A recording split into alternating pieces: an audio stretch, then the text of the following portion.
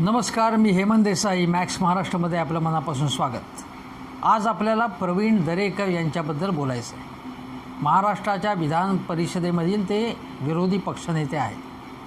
प्रवीण दरेकर हे अतिशय गरीब पार्श्वभूमीला तोंड देत अनेक संकटांचा मुकाबला करत वर आले. ते कोकणातले म्हणजे पोलादपूर पट्ट्यातले आहेत. तिकडनं ते मुंबईत आले आणि मुंबईत आल्यानंतर अनेक वर्ष ते शिवसेनेचे काम करत होते. जेव्हा राज ठाकरे शिवसेनेमध्ये होते त्यावेळी भारतीय विद्यार्थी सेना जी होती त्याचं काम त्यांच्या समवेत प्रवीण दरेकर सुद्धा करत होते. शिवसेनेतून प्रवीण दरेकर मनसेमध्ये आले. राज ठाकरे यांचे अत्यंत जवळचे विश्वासू सहकारी म्हणून त्यांना ओळखलं जात होतं. मी स्वतः अनेक टेलिव्हिजन चर्चांमधून त्यांच्याबरोबर भाग घेतलेला आहे. अनेकदा वाद घातलेला आहे, अनेकदा भांडणंही आमची झालेली आहेत, पण त्याचा इथे संबंध नाही. आज त्यांच्याबद्दल आपल्याला काय बोलायचं आहे तर मुख्यतः प्रवीण दरेकर यांचं जे नेतृत्व आहे मुंबई बँकेचं, त्या नेतृत्वासंबंधात आणि त्या बँकेतल्या व्यवहारासंबंधात प्रश्न उपस्थित करण्यात येत आहेत. या मुंबई बँकेवरती अनेकदा आरोप झाले आणि जेव्हा आरोप व्हायला सुरुवात झाली त्याच सुमारास योगायोगाने प्रवीण दरेकर मनसेतून भाजपमध्ये आले. मनसेने त्यांना आमदार व्हायची संधी दिली होती. शिवसेनेमध्ये सुद्धा माझ्या आठवणीप्रमाणे त्यांना जेव्हा पालिकेचं तिकीट मिळणार होतं त्या त्यावेळी कापण्यात आलं. ते मनसेमध्ये आल्यानंतर आमदार झाले आणि नंतर भाजपमध्ये आल्यानंतर त्यांना विधान परिषद मिळाली आणि विधान परिषद मिळाल्यानंतर ते लगेच विधान परिषदेमधले विरोधी पक्षनेते झाले. देवेंद्र फडणवीस यांचा आशीर्वाद त्यांच्या मागे आहे. त्यांचं छत्र त्यांच्या डोक्यावरती त्यांनी धरलेलं आहे आणि भाई गिरकर असतील किंवा सुजितसिंग ठाकूर असतील यांना या आणि आणखीन काही नेते यांना बाजूला टाकून एकदम दरेकर हे विरोधी पक्षनेते झाले. ते अभ्यासू आहेत, सक्रिय असतात. देवेंद्र फडणवीस यांच्याप्रमाणेच सातत्याने महाविकास आघाडी सरकारला हल्ल्याच्या टप्प्यात आले की हल्ले करतात. ते रोज काही ना काही निमित्ताने ते तुम्हाला सतत दिसतात, बोलताना दिसतात, चर्चेत त्यांचा सहभाग असतो, अनेक दौरे त्यांचे चालू असतात आणि ते सतत चर्चेमध्ये असतात. अनेकदा चर्चा जी असते ती महाविकास आघाडी सरकारच्या निमित्ताने असते. महाविकास आघाडी सरकारच्या नेत्यांच्या किंवा मंत्र्यांच्या कथित भ्रष्टाचाराची चर्चा असते. त्याबद्दल तावातावाने बोलताना अनेक भाजपचे प्रवक्ते दिसतात, पण त्याचबरोबर दरेकरसुद्धा दिसतात. काही चॅनेल्सवरती तर ते इतके लाडके आहेत की एखादा दिवस ते नसले तर आपल्याला असं मनात येतं की आज काय खाडा आहे की काय यांचा, आज का नाही दिसले बाबा दरेकर, असा आपल्या मनात प्रश्न आहे. इतके ते लाडके आहेत काही चॅनल्स. असो, तो भाग नाही आत्ता. आज चर्चा करायची ते मुंबई बँकेवरच्या आरोपांची आणि आज काही वर्तमानपत्रांनी ठळक स्वरूपामध्ये ते आरोप प्रसिद्ध केले. आता थोडक्यामध्ये त्या आरोपाचं स्वरूप असं आहे की बँकेने गेल्या 5 वर्षात संगणकीकरणाचा जो देखभाल खर्च केला, हार्डवेअर खरेदीत केलेली अनियमितता, स्थावर आणि भाडे करारावरील मालमत्तांच्या दुरुस्ती नूतनीकरणावरती केलेला खर्च, कॉर्पोरेट कर्ज योजनेअंतर्गत दिलेले पण वसूल न झालेले थकीत कर्ज, सहकारी गृहनिर्माण संस्थांना स्वयंपूर्ण विकास धोरणांतर्गत दिलेले कर्ज आदी मुद्द्यांवर ही चौकशी असणार आहे.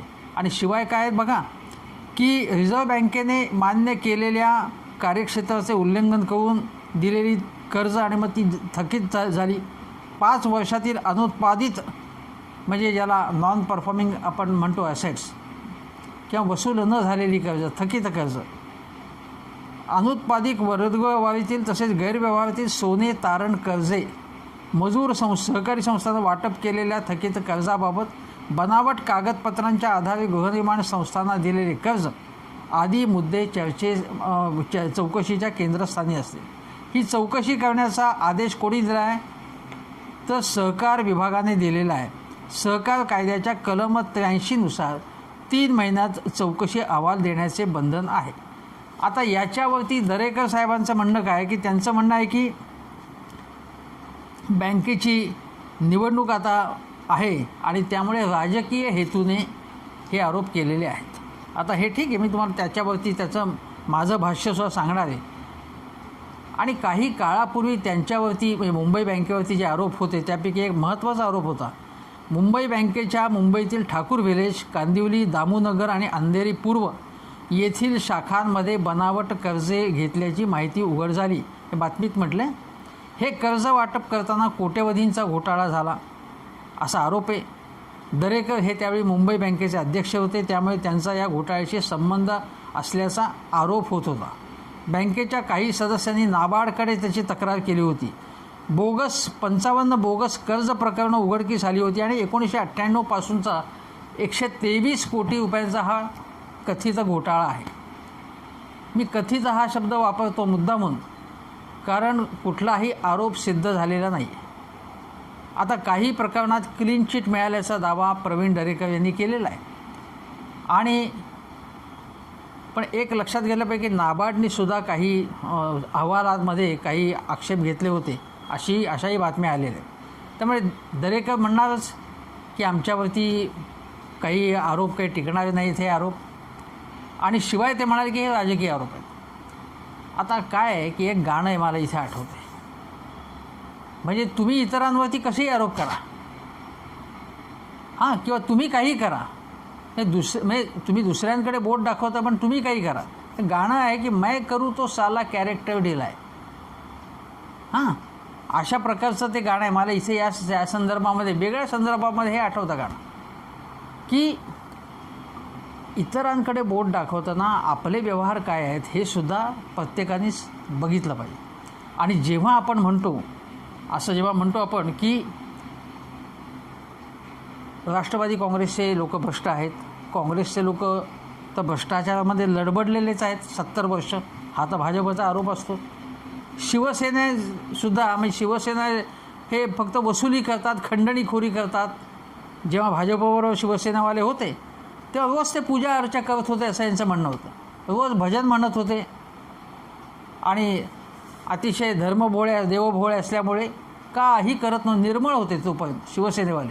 आता ते एकदम वसुलीवाले खंडणीवाले झाले, तसा साक्षात्कार भाजपवाल्यांना झालेला आहे. ते असेल, पण राजकीय हेतूने हे आरोप जर केले असतील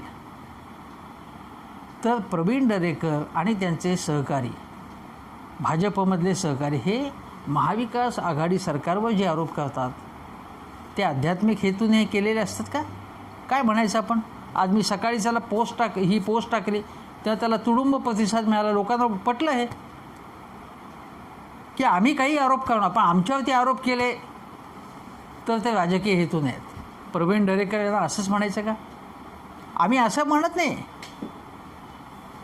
की प्रवीण दरेकर यांनी घोटाळा केला आहे. आम्ही असं म्हणतो आहे की हे जे काही आरोप केले त्याला व्यवस्थित उत्तरं दिली पाहिजेत. आणि तुम्ही काय म्हणता की कर नाही त्याला डर कशाला? ईडी, इन्कम टॅक्स आणि CBIच्या चौकशा जेव्हा लागतात तेव्हा राष्ट्रवादी काँग्रेस, शिवसेना कोणी आहे नेते किंवा विरोधी पक्षातले नेते काय म्हणतात? विरोधी पक्षातले म्हणजे केंद्र सरकारच्या विरोधातले असलेले आणि महाराष्ट्रातले सत्ताधारी किंवा ममता बॅनर्जीसुद्धा ते म्हणतात की या तपास यंत्रणा सूडबुद्धीने तपास करतात. तेव्हा भाजपवाले असे म्हणतात की तुम्ही जर काही केलंच नसेल तर घाबरता कशाला चौकशीला? जा ना सामोरं, कर नाही त्याला डर कशाला? मग आता हाच दोषा पुन्हा जर बाकीच्यांनी लावला प्रवीण दरेकरांना की तुमची मुंबई बँकेची किंवा तुमची चौकशी होणार असेल तर कशाला घाबरता तुम्ही जर स्वच्छ चारित्र्याचा असाल तर सामोरे जा ना याला, असं लोक म्हणणारच.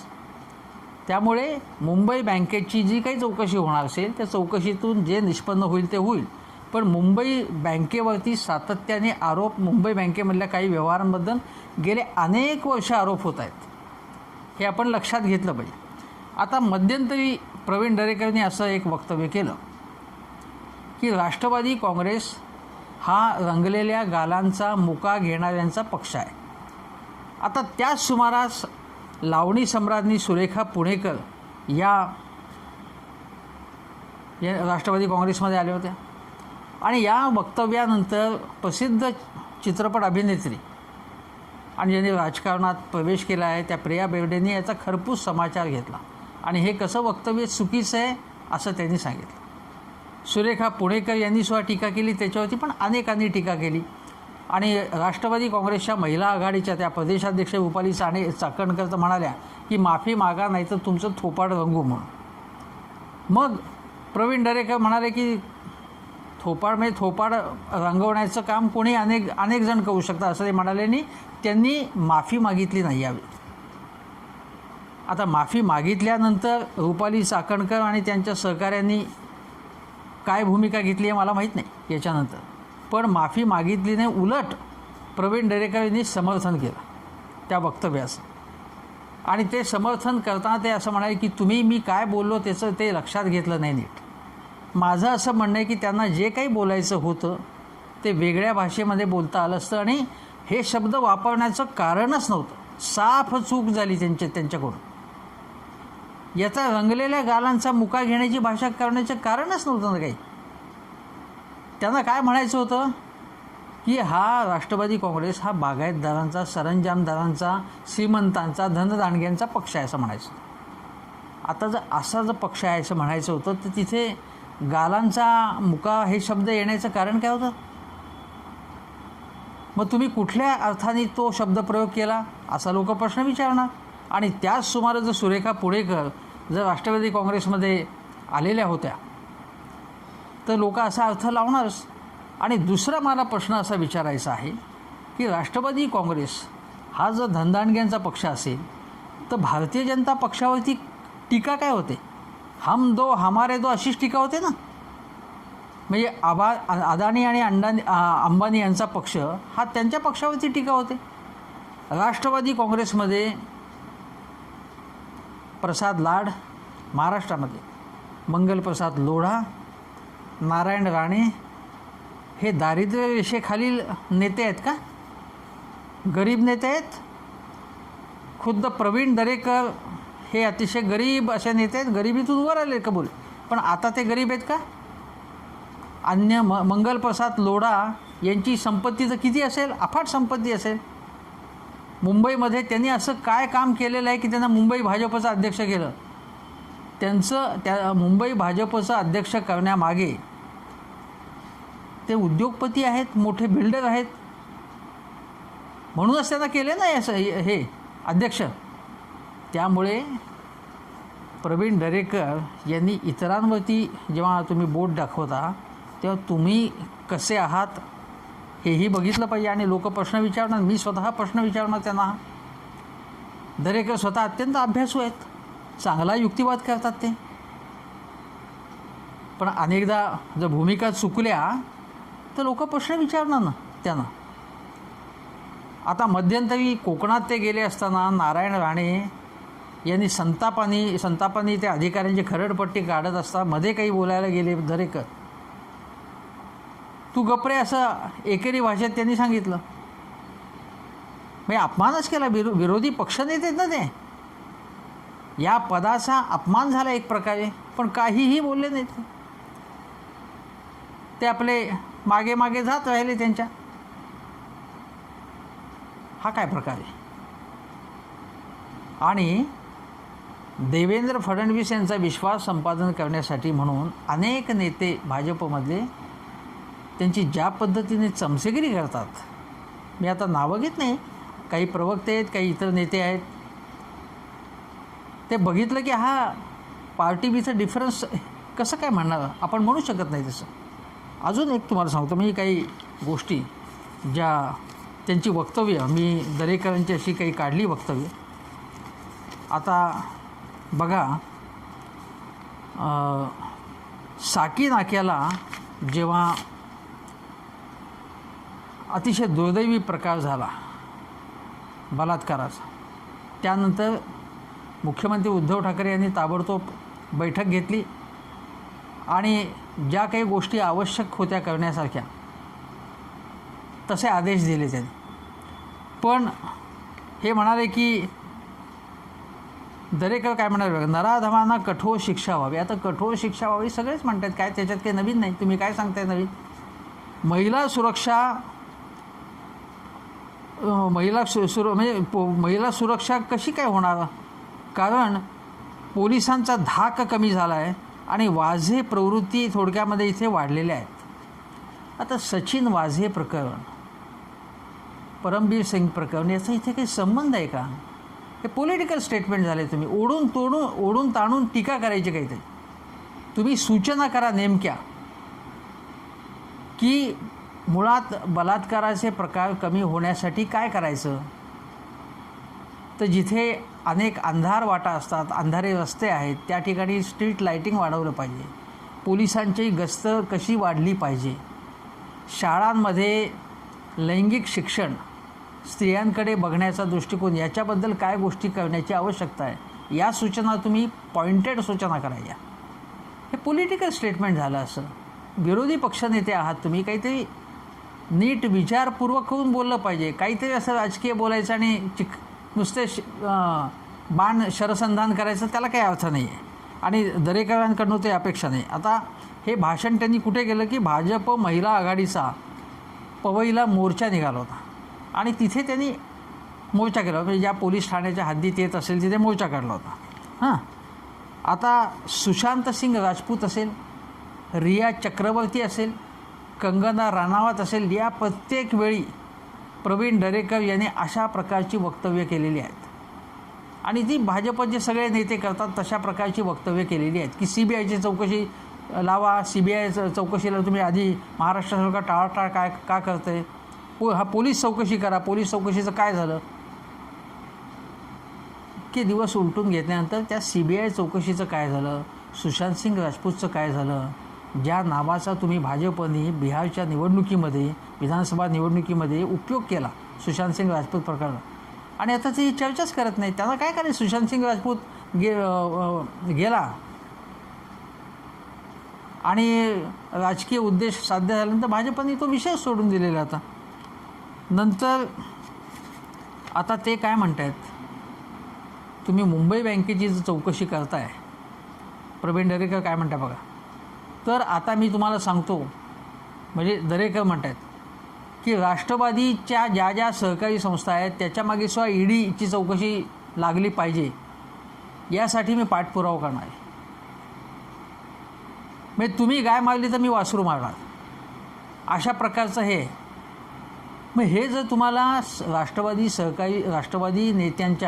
राष्ट्रवादीच्या नेत्यांच्या सहकारी संस्थांमध्ये भ्रष्टाचार आहे हे माहिती होतं अगोदर चौकशी सुरू करायला पाहिजे होती, त्यासाठी मागणी करायला पाहिजे होती. आणि EDची चौकशी करणं म्हणजे तुम्ही मागणी केली लगेच ती EDची चौकशी होणार, हे आता अनुभव आहे असा. पण किती आत्मविश्वास आहे बघा. मग आपण मागणी केली की लगेच EDची चौकशी होईल, किंवा कदाचित मुंबई बँकेची चौकशी थांबवा यासाठी अशा प्रकारची गोष्ट त्यांनी केली असेल, अशा प्रकारचं वक्तव्य केलं असेल की जास्त शहाणपणा करू नका, मुंबई बँकेची चौकशी करू नका, आणि ते सुरू केली तुम्ही चौकशी तर आम्ही काय करू ते बघा. अशी सरळ सरळ ही धमकी देण्याचा प्रकार आहे का? लोक हो, विचार करा. तुम्ही कुठल्याही पक्षाचा विचार करा, या मी जे काय म्हणतो त्याचं. दुसरी गोष्ट अशी आहे की ही जी मुंबई बँक आहे त्यामध्ये कबूल आहे की नलावडे वगैरे जे काही लोक आहेत राष्ट्रवादी काँग्रेसचे संचालक आहेत त्याच्यामध्ये. त्यामुळे ही जी काही चौकशी, सहकार विभाग हे बाळासाहेब पाटील म्हणजे राष्ट्रवादीचे कराडचे आमदार आणि मंत्री आहेत, सहकार मंत्री, त्यामुळे ही चौकशी लागलेली आहे ती पॉलिटिकल आहे, कबूल आहे. मी फक्त दरेकरांचा जो युक्तिवाद होता की आम्ही काही राजकारण करत नाही आणि तुम्ही मात्र चौकशी केली तर राजकारण, या युक्तिवादाला मी उत्तर देतो. पण राष्ट्रवादी काँग्रेससुद्धा मुंबई बँकेमध्ये त्यांचे जे संचालक जर काही अडचणीत आले तर त्यांना वाचवण्याचा प्रयत्न करेल असंच मला वाटतं, कारण आत्तापर्यंत तसाच अनुभव आहे. आता आज तो विषय चर्चेला घ्यायचा नाही, पण अजितदादांना सुद्धा एक प्रकारे दरडवण्याचा एक प्रकार हा झाला याच्यात. अजितदादांना प्रश्न विचारला तेव्हा ते म्हणाले की काही कोणी तक्रार केली असेल तर चौकशी होईल, चौकशीत म्हणणं काय असेल ते येईल, ते बाहेर येईल. म्हणजे आता जरंडेश्वरच्या प्रकरणात अजितदादांपर्यंत पोचण्याचा विचार चालू आहे. पुणे जिल्हा मध्यवर्ती बँकेचाही याच्यात संबंध आहे का हे तपासण्याचाही प्रयत्न झाला. हे सगळं झालं, पण अजितदादा पवार काही बदलेले नाहीत. अजून तरी काही बदलेले दिसत नाहीत. आणि हा एक प्रकारे फास आवळायचा आणि आणखीन काही गोष्टी साध्य करायचा असा हा भाजपचा प्रयत्न आहे का हेही बघायला पाहिजे. दुसरी गोष्ट अशी की या संदर्भामध्ये आता यांची स्टेटमेंट्स मी काही काढली आहेत ते बघा. आपल्याला आठवत असेल की काही काळापूर्वी पदवीधर आणि शिक्षक मतदारसंघाच्या निवडणुका झाल्या, तेव्हा दरेकर साहेब असं म्हणाले की आता या निवडणुकानंतर सत्तांतराच्याकडे वाटचाल होईल. झाली का वाटचाल? सत्तांतर झाले महाराष्ट्रात, महाविकास आघाडी गेली. पहा स्वप्न, तुम्ही हवी तेवढी स्वप्न पहा. नंतर तर आम्हालाही मराठा तरुणांबरोबर उपोषणाला बसावं लागेल असं ते म्हणाले. हे मराठा आरक्षणाचा प्रश्न जेव्हा अधूनमधून पेटलेला असतो, तो अजिबात सुटलेला नाही अजून. आणि चारही पक्ष महाराष्ट्रातले एकमेकांकडे बोटं दाखवत असतात यासंबंधी. विशेषतः महाविकास आघाडी सरकार भाजप याच्यात युद्ध चालू आहे. भाजपचं म्हणणं आहे की मराठ्यांसाठी आम्हीच काय ते केलेले, आरक्षण टिकावं असा आम्ही प्रयत्न केला, ते टिकू शकलं नाही आणि तो प्रश्न लटकलेला आहे. आणि मग केंद्र विरुद्ध राज्य असा संघर्ष सुरू झाला. पण तर आम्हालाही मराठा तरुणांबरोबर उपोषणाला बसावे लागेल. उपोषणाला बसलेत होते दरेकर, मला तर काही माहीत नाही केव्हा बसले होते, माहीत नाही मला. अजून एक त्यांनी वक्तव्य असं केलं की विरोधकांना कावीळ झाल्याने सगळंच पिवळं दिसतंय असं ते म्हणाले. आता कावीळ कोणाला झाली आहे हे जर आपण लक्षात घेतले ठळकपणे, तर ती महाराष्ट्रातल्या विरोधी पक्षांना झाली आहे. रोजच्या रोज की हे महावसुली सरकार आहे, हे फक्त सकाळपासून रात्रीपर्यंत पैसे खातात असं चंद्रकांत दादा असतील, देवेंद्र फडणवीस असतील, कोणी सातत्याने त्यांच्यावरती रोजच्या रोज आरोप करतात. विधानसभाचं सत्र चालू असताना काही बोलणं वेगळं, काही महत्त्वाचा प्रश्न आल्यावरती बोलणं वेगळं, पण रोजच्या रोज आरोप. हे पूर्वी असं इतकं होत नव्हतं. म्हणजे सत्ताधारी आणि विरोधी पक्षाचा संबंध पूर्वी अशा प्रकारचे बिलकुल नव्हते. आता राज्यपालांना जे उत्तर आत्ता उद्धव ठाकरे यांनी दिलं की साकीनाकाच्या घटनेच्या, दुर्दैवी घटनेच्या पार्श्वभूमीवर राज्यपालांनी पत्र लिहिल्यानंतर उद्धव ठाकरे यांनी दाखवून दिलं त्यांना की तुम्ही उत्तर प्रदेशबद्दल काही बोलत नाही, अन्य राज्यांमध्ये ज्या घटना घडल्या त्याच्याबद्दल काही बोलत नाही तुम्ही. राज्यपाल हे राजकारणच करत आहेत. त्याच्यावरती देवेंद्र फडणवीस यांनी कसा युक्तिवाद केला तो बघा की राज्यपाल हे अशा प्रकारचे जेव्हा त्यांच्याकडे काही निवेदन येतात, काही गोष्टी त्यांच्या निदर्शनाला आणल्या जातात, तेव्हा ते अशा गोष्टी राज्य सरकारकडे पोचवतात. त्याचा एवढा मोठा काही इश्यू करायची गरज नाही. थोडक्यामध्ये राज्यपाल कोश्यारी यांचं समर्थन करणं, यांची वकिली करणं हे देवेंद्र फडणवीस करतात. त्याचबरोबर प्रवीण दरेकरसुद्धा हे करतात. आता हे झाल्याबरोबर बोरिवलीमध्ये एक घटना झाली. भाजपच्या नगरसेविकेच्या कार्यालयातच एक घटना घडली आणि एका स्त्रीचा विनयभंग झाल्याची तक्रार झाली. त्यानंतर शिवसेनेने त्याच्यासंबंधी तो मुद्दा लावून धरण्याचा प्रयत्न केला. महापौर किशोरीताई पेडणेकर यांनी केला. आता बघा की जेव्हा तुम्ही साकीनाक्याच्या घटनेनंतर एकदम महाराष्ट्रातली कायदा आणि सुव्यवस्था पूर्णपणे मातीत गेली असं म्हणणार असाल, तर शिवसेना असेल, राष्ट्रवादी असेल, काँग्रेस तशाच प्रकारे उत्तर देणार त्याला. आणि या प्रकारे हे जे काही आरोप प्रत्यारोप झालेले आहेत ना, याच्यातनं हातात काही लागत. कायदा आणि सुव्यवस्था असेल, सरकारचा कारभार असेल, सरकारचं प्रशासन असेल, याच्यामध्ये मूलगामी सुधारणा व्हाव्यात असं काही होत नाही. याच्यामधून आरोप प्रत्यारोप होतात. आता जळगावमध्ये महापौरांच्या निवडणुकीमध्ये जेव्हा शिवसेनेचा विजय झाला तेव्हा दरेकर साहेब काय म्हणाले की सत्तेचा वापर आणि आमिष दाखवून हा विजय प्राप्त झाला.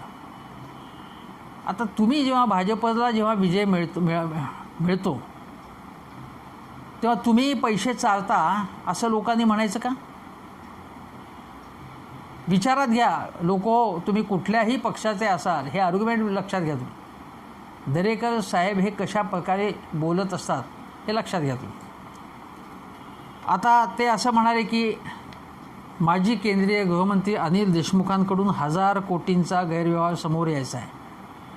1000 कोटींचा. आता हे दरेकरांना कोणी सांगितलं 1000 कोटींचा गैरव्यवहार त्यांनी केल्याचा? तो समोर आला आहे. आता काही व्यवहार समोर आलेले आहेत. मग आत्ता ते असं म्हणतात की 1000 कोटींचा गैरव्यवहार समोर यायचा आहे. त्यांच्याकडे काय पुरावे आहेत का? त्यांना ईडीनी कानात येऊन सांगितलेलं आहे, इन्कम टॅक्सने कानात येऊन सांगितलं आहे, CBIने काही सांगितलं आहे त्यांनी काही बोलायचं, कागदपत्रांशिवाय बोलायचं. आणि बाकीच्यांनी जर बोललं मुंबई बँकेबद्दल तर ते राजकारण, अशी दरेकर साहेबांची व्याख्या आहे. आता मराठा आरक्षणाच्या मुद्द्यावरती अशोक चव्हाण यांनी राजीनामा द्यावा असं ते म्हणाले होते. विनायक मेटे तर नेहमीच म्हणत असतात की अशोक चव्हाणांनी राजीनामा दिला पाहिजे. का बाबा राजीनामा द्यायचा त्यांनी? मग तुमच्या कारकिर्दीत ज्या अनेक गोष्टी, अनेक गैरव्यवहार घडले किंवा असे आरोप होते, त्यावेळी कोण प्रकाश मेहता सोडून कोणी राजीनामा दिला? एकनाथ खडसे यांचा राजीनामा मागण्यात आला. हे 2 अपवाद सोडता कोणी राजीनामा दिला होता? आणि अशोक चव्हाण यांनी तर काय याच्यामध्ये चूक केली होती? त्यांनी चूक एवढीच केली की मराठा आरक्षणाच्या संबंधात केंद्र सरकारची जबाबदारी आहे हे ते वारंवार दाखवून देत होते. आणि हे भाजपला आवडण्यासारखं का नव्हतं? कारण त्यांना असं म्हणायचं किंवा दाखवायचं आहे की मराठा आरक्षण देण्यामध्ये महाविकास आघाडी सरकारला इंटरेस्ट नाही. अरे मराठा समाजाची 30-32% मतं असताना का बाबा इंटरेस्ट नसेल त्यांना याच्याबद्दल? ते राजकारणात आहेत ना. हे अजिबातच पटण्यासारखं नाही आहे. नंतर करोनाच्या या सगळ्या काळामध्ये काही महिन्यांपूर्वी तुम्हाला जेव्हा करोना मुंबईत महाराष्ट्रात खूप होता, त्यावेळी तुम्हाला माहिती असेल की एका फार्मा कंपनीच्या, एका औषध कंपनीच्या मालकाला दरेकर साहेब सोडवायला का गेले असा प्रश्न मंत्री, राष्ट्रवादीचे मंत्री नवाब मलिक यांनी केला होता. लक्षात घ्या. नंतर एकदा मनसेने राम कदम आणि प्रवीण दरेकर यांना उद्देशून तुमची अक्कल पाजळू नका असेही उद्गार काढलेले होते. आता मनसे भाजपबद्दल सॉफ्ट भूमिका घेत आहे, पण काही काळापूर्वी मनसेने अशा शेरा मारलेला होता. नंतर उद्धव ठाकरे हे घराबाहेर पडत नाहीत, हे तर लाडकं वाक्य आहे या मंडळींचं. वास्तविक घराबाहेर फारसं कोणी पडू नये अशी अपेक्षा होती. त्या काळात ते घराबाहेर पडत नव्हते आणि घराबाहेर पडतच नव्हते अशातला भाग नाही. पण रोहित पवार साहेबांचे, शरद पवारांचे नातू आणि आमदार रोहित पवार काय म्हणाले? उद्धव ठाकरे घराबाहेर पडत नाहीत, मग पंतप्रधान कुठे ऑफिसमध्ये बसून काम करतात ना, का ते सतत घराबाहेर पडलेले असतात ते पंतप्रधान? या असं सडेतोड वक्तव्य हे रोहित पवार यांनी केलं होतं आणि प्रवीण दरेकरांना एक प्रकारे सडेतोड उत्तर दिलं होतं. नंतर सेनेने कोकणी माणसाला वाऱ्यावर सोडलं असं दरेकर म्हणाले. आता वाऱ्यावर सोडलं म्हणजे काय केलं? म्हणजे काय त्याला बेसिस काय त्याचा? कोकणामध्ये वरती जेव्हा संकटं आली तेव्हा शरद पवार गेले, तेव्हा शिवसेना उद्धव ठाकरे स्वतः गेले होते. वाऱ्यावर सोडलं म्हणजे काय केलं? कोकण हा शिवसेनेचा मोठा बेस आहे का नारायण राणे यांची अप्रत्यक्ष पालखी उचलण्यासाठी म्हणून हे वक्तव्य केलं गेलं? माहीत नाही मला. नंतर त्यांनी असं म्हणाले की कोकण आणि कोल्हापूरला पॅकेज द्या. आता पॅकेज दिल्यानंतर मग तोंडाला पानं पुसली वगैरे असे नेहमीची वक्तव्य असतात आपले. पॅकेज दिलं ना. आणि कोल्हापूरला जेव्हा फडणवीस सरकार असताना सांगली कोल्हापूरमध्ये पूर आलेला होता, विशेषतः कोल्हापूरमध्ये जास्त आला होता, त्यावेळी पूरग्रस्तांच्या अनेक तक्रारी होत्या त्यावेळी. भारतीय जनता पक्षाच्या नावाने लोक शिव्या देत होते, लाखोली वाहत होते. गिरीश महाजन हे बोटीत बसून सेल्फी काढण्यात गुंग होते, फोटो काढण्यात गुंग होते, त्यावरती मोठी टीका झाली होती. त्यामुळे तुम्हाला शिवसेनेबद्दल किंवा हे काहीच करत नाही असं बोलण्याचा कुठल्याही प्रकारचा अधिकार नाही आहे. हे यांची जी वक्तव्य आहेत सातत्याने जी आहेत त्या वक्तव्यांबद्दल मी आपल्याला सांगितलं की प्रवीण दरेकर साहेब हे काय म्हणतात. माझं एवढंच आव्हान आहे की दरेकरांना की तुम्ही तुमचं काम चोख बजावता, तुम्ही वेगवेगळे प्रश्न उपस्थित करता, अभ्यासपूर्ण भाषणं करता, तुम्ही तुमच्या पायाला भिंगरी लावलेली असते सतत, चांगल्या गोष्टी ते सगळ्या. मग तुम्ही शिवसेनेमध्ये सुद्धा चांगल्या पद्धतीने सक्रिय होतात, मनसेमध्ये होतात, तुम्ही प्रवक्ते म्हणून सुद्धा चांगले होतात, तुम्ही आमदार म्हणून चांगलं काम केलं आणि आजही विरोधी पक्षनेते म्हणून प्रश्न उपस्थित करण्याचा तुम्हाला अधिकार आहे. पण आपल्यावरती एखादं अस्त्र उलटलं किंवा आपल्यावरती आरोप झाले की आम्ही तुमच्याही भानगडी काढू असं जे म्हणणं जे आहे किंवा आम्ही तुमच्यामागे तपास यंत्रणा लावू असं जे गर्भित धमकी देणं आहे ते चुकीचं आहे. आणि केंद्रातली सत्ता आणि अनेक राज्यातमध्ये तुमची सत्ता आहे आणि तुमची प्रत्येक मागणी केंद्र सरकार उचलून धरते आहे, राज्यपाल तुमचे आहेत. म्हणून सत्ता ही जी सत्ता आहे ती डोक्यात जाणं चुकीचं आहे. घोटाळे कुठल्याही पक्षाचे असले तरी ते बाहेरच आले पाहिजेत. गेल्या व्हिडिओमध्ये मी म्हटलं होतं की हसन मुश्रीफ यांनी सांगितलं की आता आम्हाला तुमच्याही भानगडी बाहेर काढाव्या लागतील, आमचा हा स्वभाव नाही, सुडाची कारवाई करणं हा आमचा स्वभाव नाही असं हसन मुश्रीफ म्हणाले होते. माझं म्हणणं असं आहे की लोकहिताच्या भूमिकेतून जर कुठेही घोटाळे होत असतील तर ते उजेडात आले पाहिजेत आणि ते सिद्ध झाले तर संबंधितांना शिक्षा झाली पाहिजे. पण संपूर्ण फोकस जो किरीट सोमय्या प्रकरणापासून आणि अनेक आरोप जे चाललेले आहेत त्या सगळी जर प्रकरणं आपण बघितली, मी गेल्या व्हिडिओत सांगितलं होतं आपल्याला की बोफोर्स 2G आणि या भ्रष्टाचाराच्या आरोपांचं राजकारण कसं केलं जातं आणि व्यवस्थात्मक परिवर्तन काही न येता एकमेकांवरती आरोप करून त्याचा फायदा कसा उठवला जातो, निवडणुकीत फायदा कसा होतो हे मी आपल्याला सांगितलं. आणि या व्हिडिओत मी तेच सांगतोय तुम्हाला की मुळामध्ये भ्रष्टाचार होणार नाही म्हणून टेक्नॉलॉजीचा सिस्टीममध्ये बदलण्याचा प्रयत्न सर्वांनी मिळून केला पाहिजे, पण तो होत नाही. आणि एकमेकाकडे बोटं दाखवण्याचा उद्योग जेव्हा सुरू होतो त्यातून साध्य काही होत नाही आणि जनतेचे पोटापाण्याचे जे महत्त्वाचे प्रश्न आहेत त्याच्याकडून कंप्लीट दुर्लक्ष होतं. म्हणजे आज जर बघितलं आपण की महागाई इतकी प्रचंड आहे की कधी कधी असा म्हणजे प्रश्न पडतो की कसं काय बाबा, म्हणजे ही भाजी कशी परवडेल लोकांना, दूध कसं परवडेल, अंडी कशी परवडतील लोकांना, ही कसं जगत असतील लोक, प्रवास किती महागलेला आहे आणि आपण काय बोलतोय. हे लोकांचे पगार 50% कमी झालेले आहेत, पगार अनेक ठिकाणी, नोकऱ्या नाहीत लोकांना, काय बोलतोय आपण. ते दरेकर साहेब, मी हा आत्ता इथे प्रश्न विचारतो आहे तो असा की हे प्रवीण घोटाळे कोण. हे प्रवीण घोटाळे म्हणजे घोटाळे हे आपल्याला माहिती असेल तर आडनावसुद्धा असतं आणि महाराष्ट्रात जर अनेक घोटाळे अनेक ठिकाणे होत असतील तर त्याच्यामध्ये प्रावीण्य कोणाला मिळालेलं आहे. लोकांना काय वाटतं की काँग्रेस, राष्ट्रवादी, शिवसेना हेच तेवढे भ्रष्ट आहेत. का वाटतं असं? काही बाबतीत पूर्वानुभव आलेला आहे आणि काही बाबतीत असा एक नॅरेटिव्ह किंवा असा एक लोकांच्या मनावर बिंबवण्यात आलं की केवळ हेच भ्रष्टाचारी आहेत. ते भ्रष्टाचारी नाहीत असं मी बिलकुल म्हणत नाही आहे,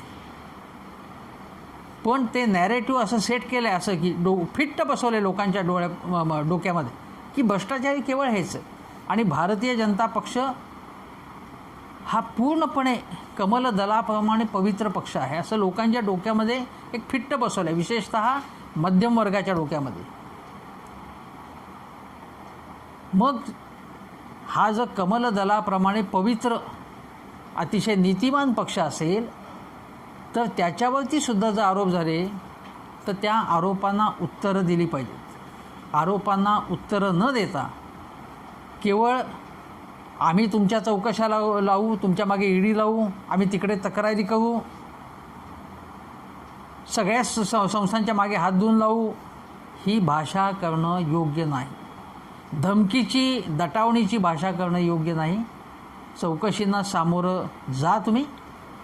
मी मुंबई बँकेतली काही भानगडी झाल्या असतील किंवा झाल्या नसतील, काय जे असेल ते दूध का दूध, खास भाषा आहे आपली, खास काय डायलॉग आहे, दूध का दूध, पाणी का पाणी होऊन जाऊ दे, असं तुम्हीच म्हणता ना भाजपवाल्यानं. मग प्रवीण दरेकर साहेब, तुम्ही सुद्धा या चौकशी जी काय असेल चौकशी त्याला सामोरं जायला तयार व्हा. आणि मग जो काही त्या चौकशीतनं बाहेर होईल त्याच्यानंतर लोक म्हणतील की बाबा मुंबई बँकमध्ये काहीही घडलेलं नाही, प्रवीण दरेकर अतिशय सत्पुरुष आहेत असं म्हणतील लोक. मला हेही माहिती आहे की अनेक बँकांमध्ये, सहकारी क्षेत्रातल्या असतील किंवा अन्य क्षेत्रातल्या बँकांमध्ये नेमणुकांमध्ये कशा प्रकारे व्यवहार होतात, 15-15, 20-20 लाख रुपये कसे घेतले जातात साध्या कारकुनाच्या अपॉइंटमेंटसाठी, ते वाटून कसे घेतले जातात वेगवेगळ्या सहकारी बँकेत, हेही मला माहिती आहे. काय उद्योग कशा प्रकारे चालतात, जागा खरेदीमध्ये कसे व्यवहार होतात, त्यामध्ये कमिशन कसे असतात, त्याच्यामध्ये भाडे करार, लीजवरती जागा घेतली जातात त्यामध्ये कसे व्यवहार होतात, जी बँकिंग क्षेत्रामध्ये जी वेगवेगळी सामुग्री लागते, स्टेशनरी असेल किंवा बाकी इक्विपमेंट लागते, कम्प्युटर्स लागतात, त्यामध्ये काय व्यवहार होतात, हे सगळं माहिती आहे. सहकारी बँकिंग क्षेत्र हे अनेक गैरव्यवहारामुळे पोखरलेलं आहे आणि याच्यावर लक्ष ठेवण्यासाठी नाबार्ड असते. पण माझ्या माहितीप्रमाणे मुंबई बँक आहे, ती मुंबई बँक ही शेतकी कर्ज देत नाही. हे मुंबई बँकेची कर्ज मुख्यतः बिगर शेतकी कर्ज असतात. आणि जेव्हा स्टेट कोऑपरेटिव्ह बँक जिल्हा सहकारी बँकांना पुनर्वित्त किंवा रिफायनान्स करते तेव्हा स्टेट कोऑपरेटिव्ह बँकेचं त्याच्यावरती जास्त देखरेख असते. परंतु या क्षेत्रामध्ये फारशी जी सक्रिय नसणारी बँक आहे त्या बँकेचं वरती राज्य सहकारी बँकेची तशा प्रकारची देखरेख नसते. पण तरीसुद्धा मुंबई बँकेत असतील किंवा कुठल्याही ठिकाणी असतील असे गैरव्यवहार घडत असतील तर त्याच्यामध्ये नाबार्ड असेल, रिझर्व्ह बँक, ज्या काही संस्था असतील त्या या पुढच्या काळात अधिक डोळ्यात तेल घालून लक्ष देतील अशी मी अपेक्षा करतो. आणि प्रवीण दरेकर यांनी यापुढेही चांगलं काम करावं. पण चांगलं काम करताना किंवा आरोप लावताना आपला सदरा कसा आहे किंवा आपले व्यवहार कसे आहेत हेही बघावं. आणि लोकही त्याच्यासंबंधी जर बोलले तर त्याचाही स्वीकार करावा, त्या टीकेचाही स्वीकार करावा किंवा त्याला प्रत्यक्ष फॅक्ट्स सांगून त्याला उत्तर द्यावं. न्यायालयात किंवा चौकशीनंतर काय व्हायचं ते होईल, स्पष्ट होईल, एवढंच मी सांगतो. पण कोणी दरडावण्याची, दटावण्याची भाषा करू नये हे पुन्हा एकदा सांगतो. आणि हे प्रवीण घोटाळे कोण हे लवकरात लवकर बाहेर यावं अशी अपेक्षा व्यक्त करतो आणि इथे संपतो. नमस्कार.